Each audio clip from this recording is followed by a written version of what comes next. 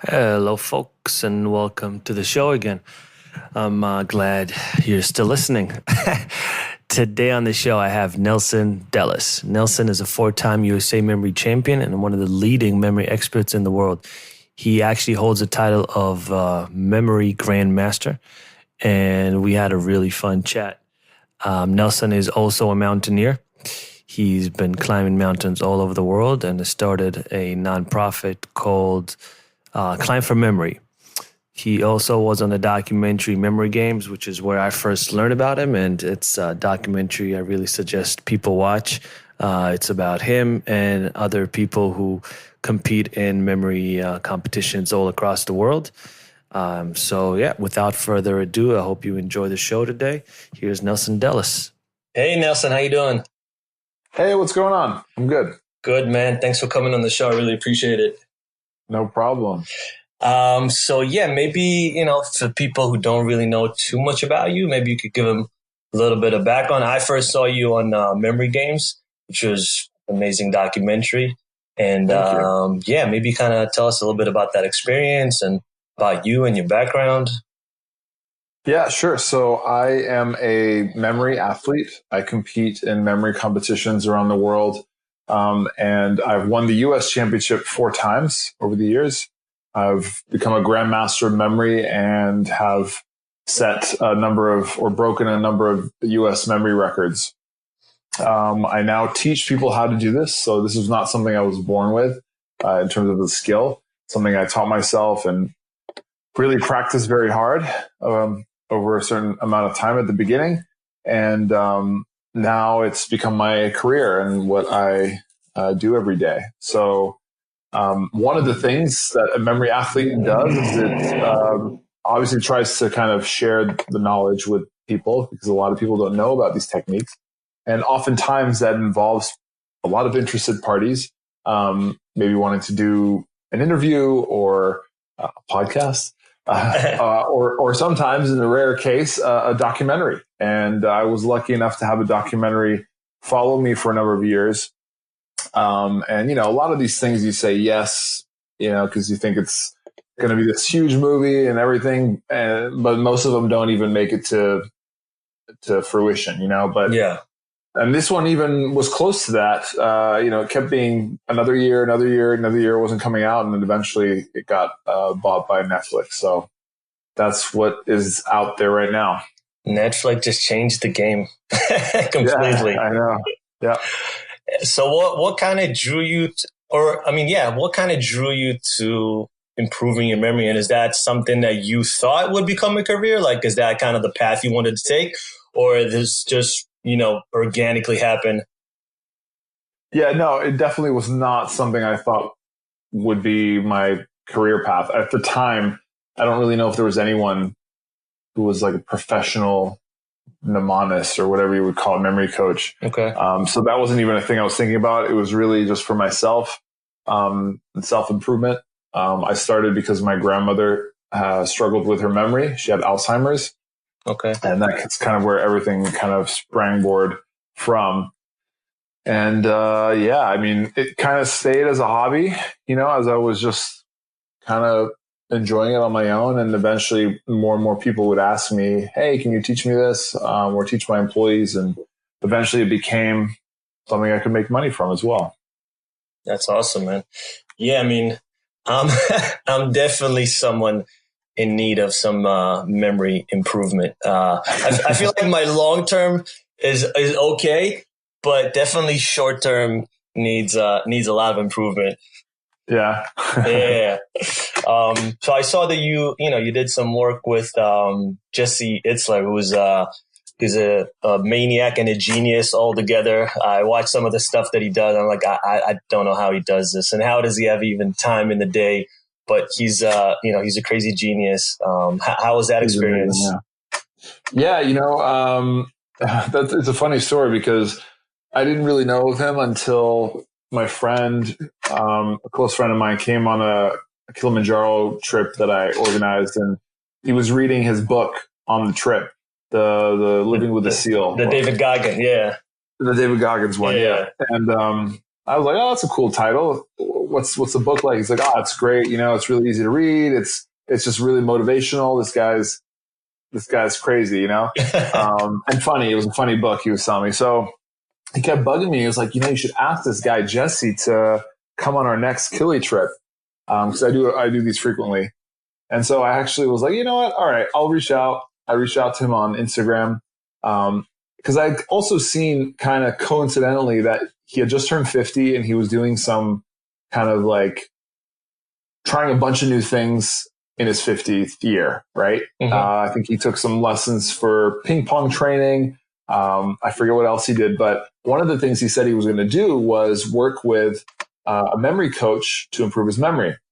And he mentioned this guy, Jim Quick, who is another memory kind of trainer. He doesn't compete, but he works with a lot of, I don't want to say he's a Tony Robbins of memory because he's not, but he does a lot of events like that, you know, gets people hyped up and stuff.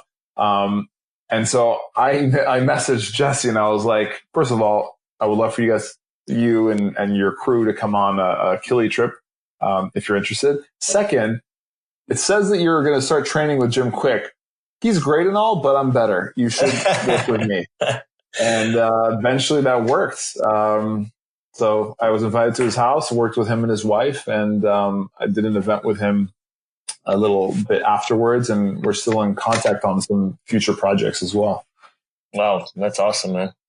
I mean, so it's a great lesson of, you know, if you don't ask, you don't get. Exactly. So it was kind of like a shot in the dark. I was like, he'll never answer me.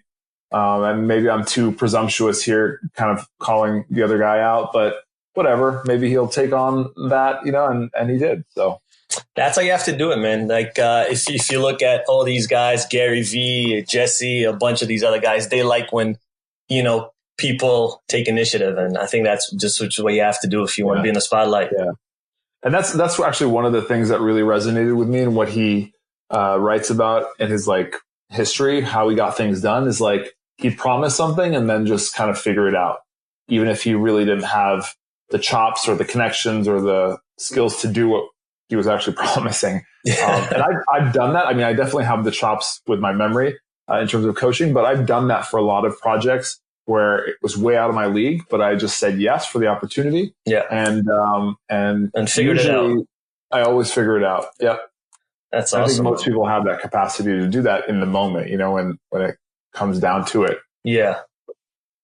So how do you become a grandmaster memory champ? Is that the term?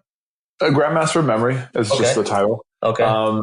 It's a specific kind of achievement that you can get at the World Championships when you accomplish certain levels, I guess, of skill.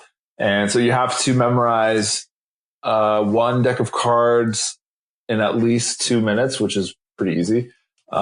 If you're that does not sound easy. That does not sound easy. Yeah. And then you have to memorize 10 decks of cards in an hour. Okay.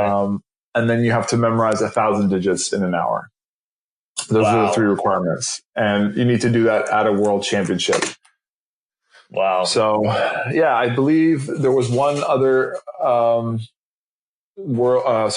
American Grandmaster of memory before me, but he's kind of a technicality because he was actually dual citizen, actually was mostly British. He's cheating. He's cheating then. That doesn't count. It doesn't count.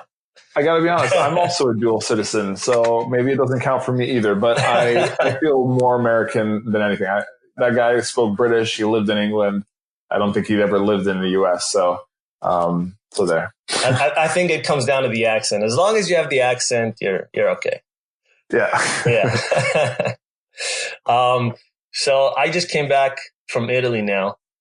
And as soon as I got back to the US, I realized I forgot my SIM card, my American SIM card somewhere in Italy. So, damn. Yeah. So I had to go, you know, to T-Mobile, get the whole thing. It was actually pretty easy, but I was just like, I can't believe I lost this little thing.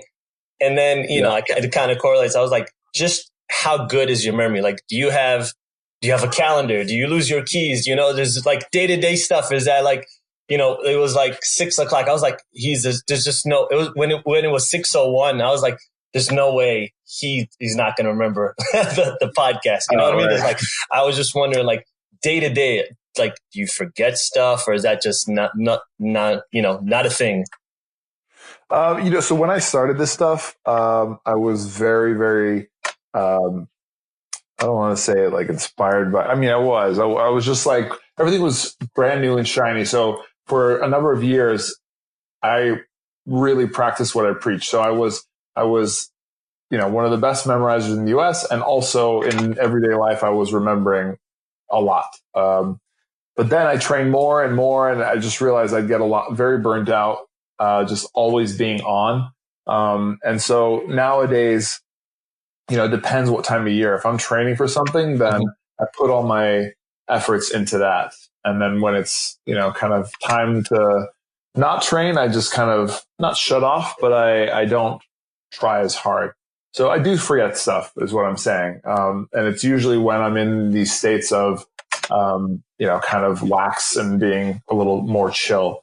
Just because it does take an effort on my part to do this. Not like something that's really annoying. I actually enjoy doing it. Yeah. But sometimes I also like to just not have to think, Yeah. That makes sense. So you're still active. You still compete in these memory competitions? Yeah, there's the U.S. Championship later this year, which I'm training for. So what is kind of, give us a rough idea of what training for this entails? Do you just sit with the deck of cards, or like, do you know kind of the games or the competitions that they're going to have in advance and you prepare for those, or how does it work? Yeah, that's the idea. So the events are always the same. And it's just a matter of, practicing, getting better at them every year, trying to improve just a little bit, and kind of train for a competition setting. So to deal with the pressure and all that stuff. Because just training at your house isn't always going to translate to a championship, because there's this added level of pressure and distractions. So I often do a lot of training to emulate those kinds of scenarios as well. Yeah, it's kind of like how you have. So I've been a Muay Thai guy for the last 10, 12 years roughly. And you'll see guys in the gyms that are just phenomenal at sparring, but then they just don't do well in competition. They just, for some reason, the pressure of competition, or, I don't know if it's people looking, or the pressure of potentially looking stupid by getting knocked out, but they just don't do it. And then in the gym, they kill people. So it's, it's, I definitely get that. Are they competitive, the competitions? Like, is there like an atmosphere of competition, or are people, pretty kind of supportive of each other, or both? I don't know. No, yeah, it's both really. Obviously there's a lot of competition. People want this title, or they want a record, and it's like they've trained really hard for it. And sometimes there's some kind of mind games that people play with each other. I'm definitely someone who's done that too. But at the same time, we're all very close. We share, what we know and our secrets. There's really no secrets. And, so it's an interesting kind of vibe at these competitions, because there is a competition, but we're all kind of really good friends too. And is it the same people, like the same people from the documentary, or do you see new faces each year? Yeah, it's a lot of those guys. Those are a lot of those people in the film I know very well. I've known them for probably almost 10 years now. But eventually you get new faces, and that's what pushes the sport, because these newcomers can do new things and they push the envelope. So yeah, it's a mix of all that. Oh, it's awesome.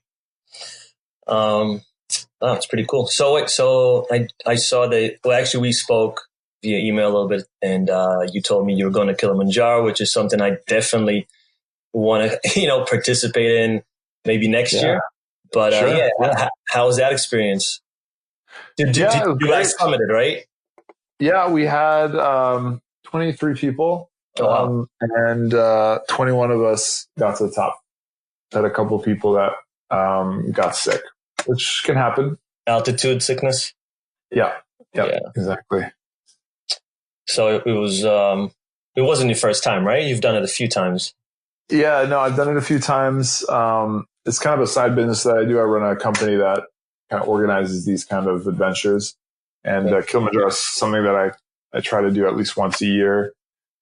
People love it, and it's a great goal. It's really achievable if you put in the time to train, and it's not too technical, so people can go to the highest point on the African continent. Yeah.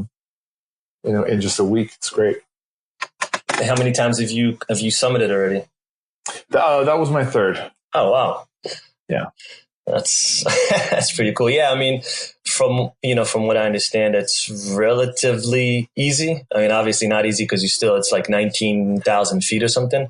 So it's still pretty high up. But like as far as the hike, it's not too technical and it's doable. I mean, the hard part is the altitude. Yeah. The last day, it's a lot of altitude gains, so it can really beat some people up. Yeah, I tried. I didn't summit. 3 years ago, I think it was Rainier, and it's 14. I believe 14,420. 410. 410. Okay. Yeah. That one I remember. But man, it's grueling. It's not an easy mountain at all. It's no, it's no joke. So you didn't get where did you get to? Ironically enough, I believe it was called Disappointment Cleaver. Disappointment Cleaver. Yeah. And that's where I had to, turn around in a very ironic sense. But it kind of sucked. And that was my second time. The first time we had to turn around because there were avalanche scares. So I went twice and I didn't summit twice and it really sucked. Damn. Yeah. So wait, you had two attempts on the same trip or it was a separate trip? No. I first time was maybe like 5 years ago. And then the second time was about 3 years ago. Oh, wow. Okay. Yeah. So I vowed to come back and I'm going to do it maybe this year or next. I don't know. Well, I'll have to see, but I definitely, I love the experience. I loved everything about it. Like it's super scenic, like paradise in Rainier National Park is beautiful. Yeah. The climate's fun and the guiding, the guides are super, like everything's just great. So did you, what company did you use? RMI. RMI. Okay. Yeah, I think they're like the biggest out there. And it's just the whole experience is great. But I know that I follow you on Instagram and I read the posts and I saw that you also had summits that didn't pan out in Everest, which is 100 times worse than just going to Washington. You're going to the other side of the earth and the whole planning and the physical and the mental that goes into it. And so kind of, can you walk us through maybe what happened on those summits that, didn't pan out, that, I don't know, that you didn't end up summiting? Yeah. I mean, it's, as you probably know, I mean, climbing a mountain isn't a sure thing to get to the top. Yeah. It's just a bonus. And so many things have to go right, especially on these longer, more remote expeditions. And sometimes there's weather, sometimes you're sick, sometimes the conditions are just not right. And I think you have to be smart enough to just say, okay, I'll just pack it up and come back another time. And unfortunately on Everest, for example, that's where I've had to turn around 3 times near the summit. Once I was sick, once I had equipment malfunction, another time it was just too cold. And wow. I don't know, other people summited those nights. So maybe I could have pushed, but I'm always very cautious. And to me, that was pushing too far. So I think I made the right decision and, I'm still here today, Yeah. And that's the important thing. There's, I don't know if you read Ed Vister's book, No Shortcuts to the Top. Yeah. That was actually one of the first climbing books I ever read. The same. I think that was kind of what turned me on into mountaineering. After reading that book, oh, nice. He's an incredible individual. But he also, turned back. I think it was 200-300 feet away from the summit of Everest, if I'm not mistaken. So you have to be smart because getting to the top is just that's just half the job. So yeah, no, you're totally right. So are you planning to go back next year? Or this year? Well, I was going to try to go this year. We're kind of expecting another child, so I had Oh, to. Mazel Tov. Thank you. I had to postpone that. So I'm aiming either for next year or the year after. Okay. And who do you go in, as part of a team, or do you bring a team with you? How does that work? Yeah, I've used this company already for 2 years, and I plan to use them again. Um, so it's just I know the owner of the company, the climber, and his team of Sherpas. So I like that familiarity when I'm out there. So I'll probably be using them again. That's nice. Yeah. So how did you kind of originally get into it? Like, did you start, small mountains like, 14ers here in the US, and then gradually kind of escalated to the bigger ones over in on the other side of the world in Nepal and India and Yeah. stuff? I actually started with Rainier. I did a course on that mountain. Actually, I was just wanting to climb Rainier, Really? and it wasn't IMG. It was Alpine Ascents. It was Yeah, all yeah. booked except for their Denali prep course, which was 8 days. And Okay. so I was like, whatever, I'll just do that.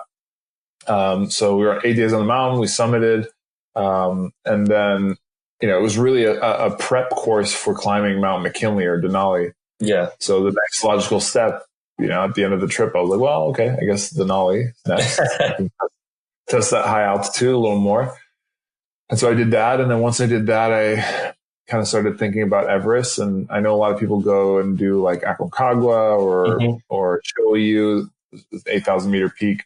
But I was like, I don't have that much money. I really need to be smart. So I got I got to start fundraising and trying to raise money for a charity that I started that would use this climb as its first kind of fundraising event. I kind of paired them together and went out and got sponsors and everything, which wasn't easy, but I managed. And yeah, from then, I've like I said, I did Everest 3 times over the past 10 years. And in between, I've done other peaks and stuff like that. But I love being out in the Himalayas on these massive expeditions. There's nothing like it. Yeah, I can imagine. I've never been, but that's definitely, it's on the bucket list. Something I just, like you said, there's levels. You have to kind of start with some of the smaller ones, maybe Aconcagua, maybe Denali, which I heard was actually, super, super difficult, Denali. So, some I think they call it like the mini Everest or something. So Yeah. Some people, debate on that, but it's definitely a tough one. I think mostly because of the weather. It's pretty brutal and the remoteness. yeah. Do you have is would you say Everest is your favorite one? Or, I mean, at the moment, I have a real strong fixation on it because it's like this thing that I need to, finish yeah. that's incomplete in my life. And so, yeah, I have a really special bond with it at this point. But I have this feeling that as soon as I summit it, I'm going to be like, all right, what's next? Yeah, exactly. So what Yeah. is next? Are there are there any bucket list ones you wanna finish? Any other big 8,000 meter peaks or something back in the U.S.? Yeah, I mean, secretly, I don't really tell people this, but I do want to go to K2. That's a It's tough one. another ballpark, but I feel like I'm a strong climber. I think I could at least give it a nice attempt. Yeah, What else? I'm really loving what I'm doing. I mean, I love climbing the Alps. There's a bunch of peaks in the Alps that I love to go and tackle, and those are really not easy, but they're logistically easy, right? You can just go to Chamonix and just yeah. kind of eat nice, sleep nice, and just kind of sleep But in the they're huts and but do they're some more climbs. technical, right? That's true. Yeah, more technical. Yeah. Yeah, I was just like I said, I was just in Italy, and whenever you're in the Alps, there's just this feeling of vastness that I don't think you get anywhere else. It's just it's unbelievable. Yeah. No, that's what kind of draws me to that. Um, experience, like climbing these mountains, is just how you just feel so small, and the expanse of the mountains around you is just so, I don't know, awe-inspiring. No, definitely. There's, there's also, you see a difference. Like I've kind of only climbed a little bit, but I love either hiking or snowboarding. So I've gone and I've been to Japan and places in Europe and the US and a little bit in the South America. And you could see like it's very different, like mountains and the snow and just the topography. Everything's just, everywhere you go, there's a little bit difference. It's not all the same, and every place has got its beauty and its harshness. And I love to travel and see the difference in between these places. Yeah, that's an awesome part about traveling to places and climbing. I love that part too. So the nonprofit that you started, is that Climb for Memory? That's right. Yeah, it's called Climb for Memory. So what do you do in in the nonprofit? There's what's the goal? Yeah. So it's the goal is to raise awareness and funds for Alzheimer's disease. So when I first started the memory world, I was very surprised that not many people, still today, know about keeping your brain healthy and memory techniques and what it means to have a healthy brain. So I kind of made it my initiative to kind of spread that message, and then in some kind of aggressive way, try to raise awareness and money towards research. So I thought the only way I could do that, at least at the time, because I wasn't very well known, was maybe I'll climb something really big that'll turn some people's heads. And so Everest kind of was an obvious thing. I was thinking about it anyways. And I started with these big expeditions and worked with some different Alzheimer's kind of platforms. And it's now turned into something where I instead of just me climbing, I bring people on these trips and organize them, and then they help also raise money and awareness for the disease through those trips. Well, yeah, that's it. I think it's not something you hear about, as much. It's not one of not the wrong word to use, but popular or more talked about diseases. Right. Yeah, exactly. Yeah. People kind of get uncomfortable talking about it. I don't know. And even if, the people get scared when they start to forget things and they think, do I have Alzheimer's?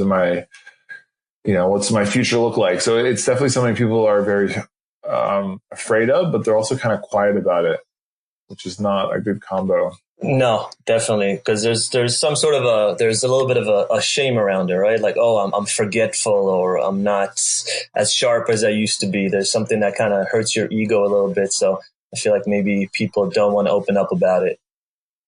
Yeah, that's exactly it. Yeah. So do you get a lot of requests nowadays to kind of do what you did with Jesse Itzler, or, go to people's houses or tutor them or just maybe lecture about how to improve people's memory and brain health overall? Yeah, I mean, more and more opportunities keep coming up. The Jesse Itzler, Sarah Blakely one definitely helped. So yeah, I'm just kind of riding that and seeing how things are going. But for now, it's pretty good. Are there a couple of tips you can give for, just generally what can people do to improve their memory? Day-to-day? Yeah. Yeah, I mean, the general process for memorizing anything is really always the same. It's imagine pictures for what you're trying to memorize. So instead of the actual information that you've got in front of you, you want to try to memorize some kind of image in your mind that represents that thing. The second thing is to anchor it to something that you already know. The way we learn and the way things stick is when, you take this foreign concepts that you're trying to understand or learn, and you basically make an example of how that would relate to something that you do understand, right? So if I'm trying to explain to you quantum physics, right, it's very complicated, let's say. And if I make some very easy metaphor or analogy to kind of a real life situation or I don't know, something that you know well. Maybe you're, I describe it in terms of Star Wars or something like, then you're on your way to learning it. And that's the same idea with memorizing is if I can turn these complicated things into pictures that are meaningful to me and then anchor them to kind of things or associations to things that I already have firmly planted in my mind, then I can make it stick easier. And then the last step is to just kind of consolidate that information by reviewing it, using it, and accessing as often as possible at first so that you kind of develop this neural pathway that's quicker and better lubricated, let's say, so you can access it quicker, So if you're sitting with a deck of cards and you want to start remembering each card, you give, you paint a picture, you put a picture, you associate a picture with each card, and then you anchor that you associate that with something familiar or something that you associate with that card. Yep. So that's the general idea. So every card for me has a preset image that I've learned. And so when I see the card, I see my mom for the Queen of Hearts, or I see Ace of Diamonds as me, and so on. And what I do is when I see those cards in an order, my method of anchoring them is placing them in locations that I experience. So like my house. And I'll imagine placing those characters, which represent the order of the cards, around my house or around my parents' house. And the idea is that that's a place I know like the back of my hand. I don't have to think about it. And if I can just imagine walking through it the way I would normally walk through it, from the front door, to the kitchen and so on, that will preserve the order and help me remember all of those individual characters, which then can turn or translate back into the card. So it has to be something familiar. It has to be something that, you either experience day to day, or something maybe from your childhood, or something that is just clicks right away for you. Yeah, it doesn't have to be, but those happen to be, I think, better, stronger. And is there a difference between focusing on things that are maybe short-term memory and then long-term memory? Like if you want to remember, a deck of cards, I would say that's short-term. But then if you want to remember something from 2-3 years ago, are there different methods to working on those things? Not really. It's really how you treat the information once you've put it in your head. So if you want it in your long term, then you have to review it more frequently and often over time. If you want to just use it once and then you're done, then you don't review it. You don't think about it. So, with a deck of cards, let's say I memorize one right now, and then you were going to test me on it in a year, but I can never look at the cards again. That's no problem. All I have to do is just, be good about reviewing that deck of cards frequently, I don't know, for the next few days, and then maybe less frequently, but still frequently for the next few weeks. And then eventually I don't have to review it as frequently, but maybe once a month. By the end of the year, I'll still know that deck of cards, Yeah. But I could easily just say, I don't want to know that deck of cards, which is what often happens. And, past recall, I won't think about it, and then I'll forget it eventually. So do people not want to play poker with you? No, I get it all the time. But it's different, right? It's not the same as counting cards. It's not quite the same. It's a different skill set. But memory is useful in card games for sure. Oh yeah, 100%. So I saw that you were on the show. I believe it was what's that? Mark Cuban. Was it Brain Game or Brain? Yeah, no, it was Brain Games. Yeah, Brain Games. Sorry, again, memory. So how was that experience? He seems like a cool guy. How did he do? It was kind of like a spoiler on Instagram, but how did he end up doing? Yeah, no, he did really well. He's a smart guy. Picked it up really quick. I got some time behind the scenes to just me and him to talk, and for me to explain to him kind of the technique behind the task he had to do. And he got it. I don't even think they had to really edit anything from his take. Like, it was really what it was. And I was really surprised. He's a billionaire for a reason, you know? Yeah. Right. Yeah. There's always, I always kind of like question all these shows with the editing and how much the, it's kind of like when you see on, I don't know, on these, singing shows where, the judges know everything, but they act surprised, and it always seems a little bit fake to me. But yeah, it's good to know that he was the real deal. Yeah, definitely. All right, cool. So, I mean, I don't want to take too much of your time. I know you're a busy guy, but thanks so much for coming on the podcast. It was a blast to learn more about memory and how to improve. And, I'm definitely going to try and implement a few of the things that we talked about. And great, and I'll definitely keep in touch. I'll let you know maybe this year or next year. We'll see. Maybe I can jump on one of those Kilimanjaro trips. Yeah, man, that sounds sick. Nice. Yeah, and where can no, I just want to where can people find you on social media? Yeah, my website's nelsondellis.com. My Instagram is at Nelzor, Nelzor.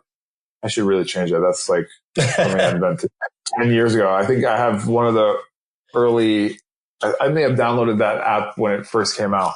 So Nelzor. Yeah. And then on YouTube, I have a bunch of videos on memory techniques that people can check out. Search my name. Those are awesome. And then, and then I got my book. It's called Remember It. You can find it on Amazon. And then check out that Netflix documentary called Memory Games. Yeah, guys, you should definitely check it out.